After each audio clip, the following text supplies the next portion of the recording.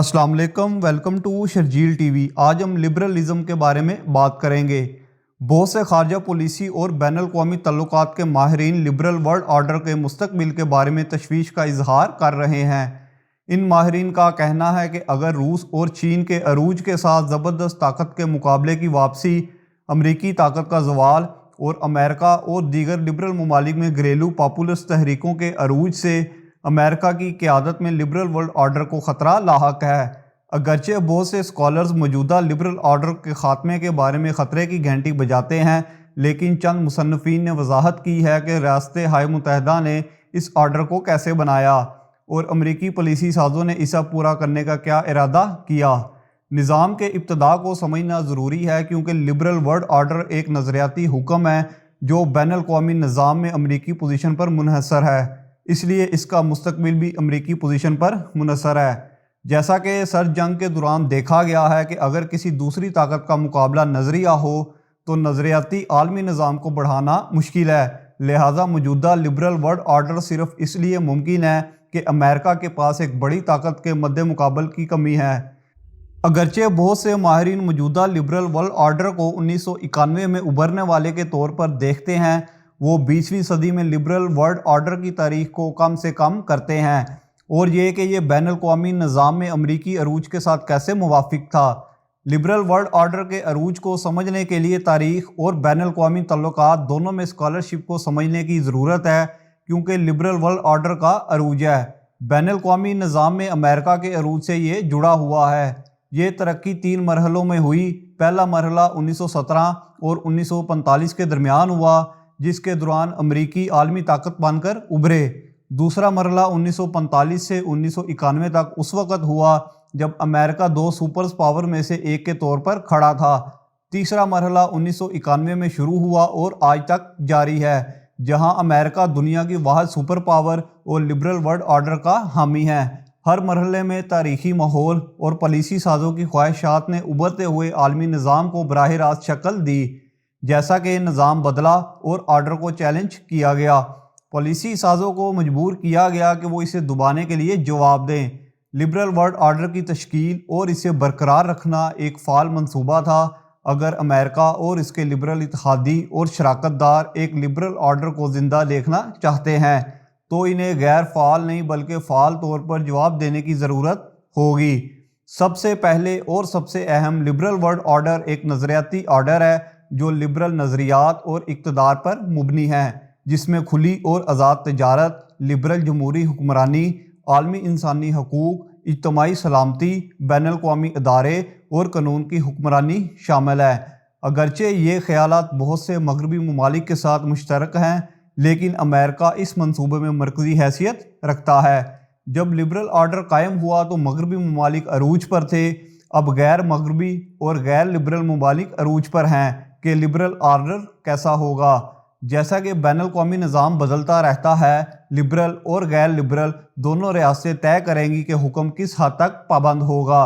जिन रियासतों ने सबसे ज़्यादा फ़ायदा उठाया, इन्हें ये तय करना होगा कि वो इन अदारों के लिए कितना लड़ेंगे जो इनकी मईशत और सलामती को सपोर्ट करते हैं। लेकिन ऐसा करने के लिए इन रियासतों को ये फ़ैसला करना होगा कि बदलते हुए बैन अवी निज़ाम में लिबरल वर्ल्ड आर्डर कैसे अदारों और ज़वाबित को मजबूत करता है और कैसे इनका दफा, मुवाफ़क़त और जारी रखता है। हर मरहले को देखते हुए बैन अवी सतह पर अमेरिका की बढ़ती हुई हैसियत और इसकी पॉलिसियों और अदारों के फ़रोग़ का पता लगाना मुमकिन है, जिन्होंने लिबरल वर्ल्ड आर्डर को जन्म दिया। पहले मरहले के दौरान पहली जंग अज़ीम के दौरान सदर विल्सन की कोशिशों ने इज्तमाई सलामती, जमहूरी खुद अदारियत, आज़ाद और खुली तजारत को फ़रोग़ दिया। इस दौरान बैन अवी अदारों ने निज़ाम में लिबरल बैन अवी नज़रियात को मुतारफ़ करवाया। विल्सन ने पेरिस अमन कॉन्फ्रेंस में इस धमाका को जारी रखा और कॉन्फ्रेंस में अपने इस मुआहदे में से 14 निकात को शामिल करने पर राज़ी करने में कामयाब रहे। इन हालात ने सदर विल्सन को पेरिस अमन कॉन्फ्रेंस में शिरकत करने और बाकी दुनिया के सामने अपने नज़रियात और पॉलिसियाँ पेश करने के लिए ज़रूरी कद काट दिया। विल्सन की कोशिशों की वजह से लीग ऑफ नेशंस की तश्कील हुई।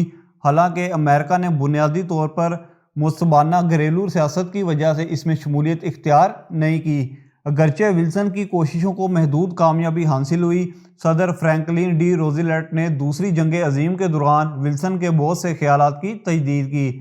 روزویلٹ کے اٹلانٹک چارٹر نے ولسن کے 14 نکات کے بنیادی اصولوں کی عکاسی کی۔ اگرچہ روزویلٹ اپنی جنگ کے بعد کی پالیسیوں اور یالٹا کانفرنس میں پیش کیے گئے نظریات کو نافذ کرنے سے پہلے ہی مر گیا، لیکن اس نے وہ بنیادیں قائم کیں جو دوسرے مرحلے کے دوران مضبوط ہوں گی۔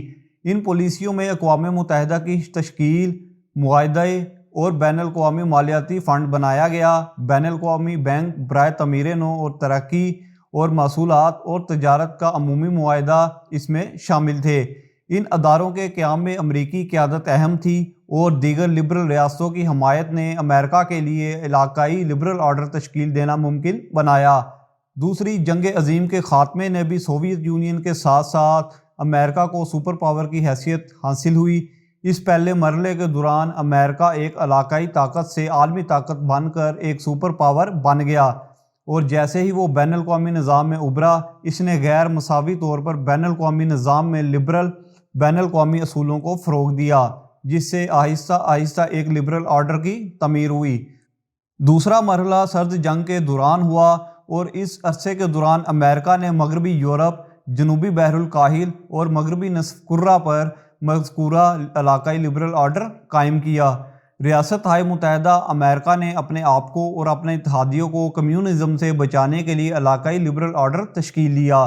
اس عرصے میں بین الاقوامی نظام دو قطبی تھا۔ امریکہ اور سوویت یونین کے درمیان تقسیم یہ عظیم طاقت کا مقابلہ نظریاتی تھا، اور بین الاقوامی نظام کے اندر تقسیم کا باعث بنا، جس نے اکثر دنیا بھر کے بحرانوں کو متاثر کیا۔ اس میں USSR اور US اس وقت دو قطبی نظام تھے، ان کے درمیان مسابقتی علاقائی آرڈرز بنے۔ اس ماحول میں امریکی پالیسیاں اکثر لبرل خیالات کو فروغ دینے اور امریکہ اور اس کے اتحادیوں کے تحفظ کے درمیان جدوجہد کرتی تھیں۔ بعض اوقات یہ مفادات موافق ہوتے تھے، جیسا کہ مغربی یورپ کے بیشتر حصوں میں، لیکن دوسری جگہوں پر کشیدگی تھی، اور اکثر ترجیح امریکہ اور اس کے اتحادیوں کے دفاع پر جاتی تھی۔ اقتدار اور مفادات کو ترجیح دینے کے درمیان تناؤ امریکی پالیسی سازیوں کے لیے نیا نہیں ہے، یہ ملک کے قیام کے بعد سے موجود ہے۔ اس دوسرے دور کی ایک ستم ظریفی یہ تھی کہ کچھ امریکی پالیسیوں نے لبرل آرڈر کو نقصان پہنچایا، خاص طور پر امریکی پالیسیاں جنہوں نے جمہوری حکومت پر امریکہ نواز حکومتوں کی حمایت کی، موجودہ عالمی نظام کے لیے میراث چھوڑی، اور دنیا کے ان حصوں میں امریکی اداروں اور لبرلزم کے بارے میں شک و شبہات کو جنم دیا۔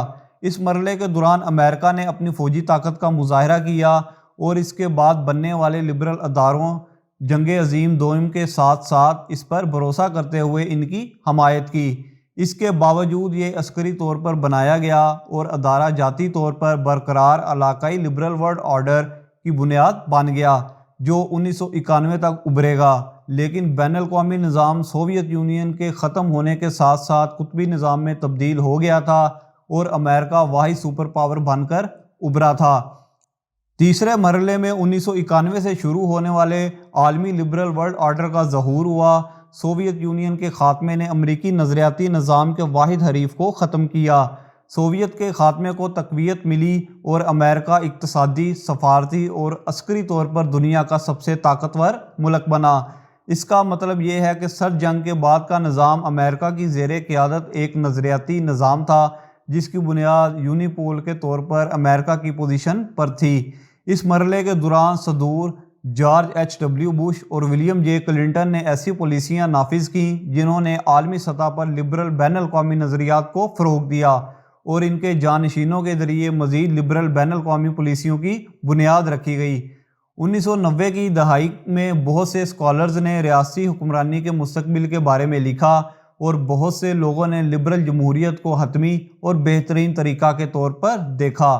سب سے زیادہ تسلیم شدہ فرانسیسی فوکویاما کی اینڈ آف سٹوری کتاب کو دیکھا گیا، لیکن ایک بار پھر لبرل گورننس کا عالمی فروغ اس لیے ممکن ہوا کیونکہ امریکہ بین الاقوامی نظام کی چوٹی پر کھڑا تھا اور ایک لبرل ورلڈ آرڈر کو مستحکم کرنے کے لیے کام کر رہا تھا۔ اس وقت عالمی جمہوری برادری کے بڑھنے کے ساتھ ہی لبرل آرڈر پھیل گیا، جس نے لبرل ورلڈ آرڈر کی مزید حمایت کی۔ جیسے جیسے لبرل ورلڈ آرڈر میں وسعت آتی گئی، لبرل خیالات تیزی سے معمول بن گئے اور لبرل نظریات کے فروغ اور دفاع کے لیے سرگرم کوششوں کا باعث بنے۔ ان اصولوں میں سے ایک اس بات پر زور دیتا ہے کہ تحفظ کی ذمہ داری جو کہ ریاستیں اپنے شہریوں کے انسانی حقوق کے خلاف ورزی کرتی ہیں تو بین الاقوامی برادری کی مداخلت کی ذمہ دار ہوتی ہیں۔ تاہم جیسا کہ تاریخ سے پتہ چلتا ہے، بین الاقوامی نظام مسلسل بدل رہا ہے اور ریاستوں کو برقرار رکھنے کے لیے انہیں دنیا کے ساتھ تبدیل ہونا چاہیے۔ چونکہ بین الاقوامی نظام زبردست طاقت کے مقابلے کی واپسی اور ان کے زوال کے ساتھ تناؤ کا سامنا کر رہا ہے، اس لیے یہ سمجھنا ضروری ہے کہ لبرل آرڈر کیسے ابھرا اور کیسے جاری یا ناکام ہو سکتا ہے۔ عظیم طاقت کے مقابلے کی واپسی کا کیا مطلب ہے اور کیا یہ ممکن ہے کہ لبرل ورلڈ آرڈر ایک علاقائی یا پابند آرڈر بن جائے، جیسا کہ سر جنگ کے دوران تھا؟ موجودہ لبرل ورلڈ آرڈر اس لیے کھڑا ہے کیونکہ امریکہ سمیت دیگر متعدد ممالک ان نظریات اور اقتدار کی حمایت کرتے ہیں جن پر یہ قائم ہے۔ تاہم جیسا کہ نظام بدلتا ہے، ترتیب کو اس کے ساتھ بدلنا ضروری ہے، لیکن تبدیلی تب ہی کامیاب ہوگی جب موجودہ شرکاء عالمی نظام کو سمجھیں تاکہ وہ اسے دبانے، بدلنے اور جاری رکھنے کے طریقوں پر غور کر سکیں۔ نئی مزیدار اور دلچسپ ویڈیوز کے لیے لائک، شیئر، کمنٹ کریں، چینل کو سبسکرائب کریں، بیل آئیکن کے بٹن کو پریس کریں۔ خوش رہیں، اللہ حافظ۔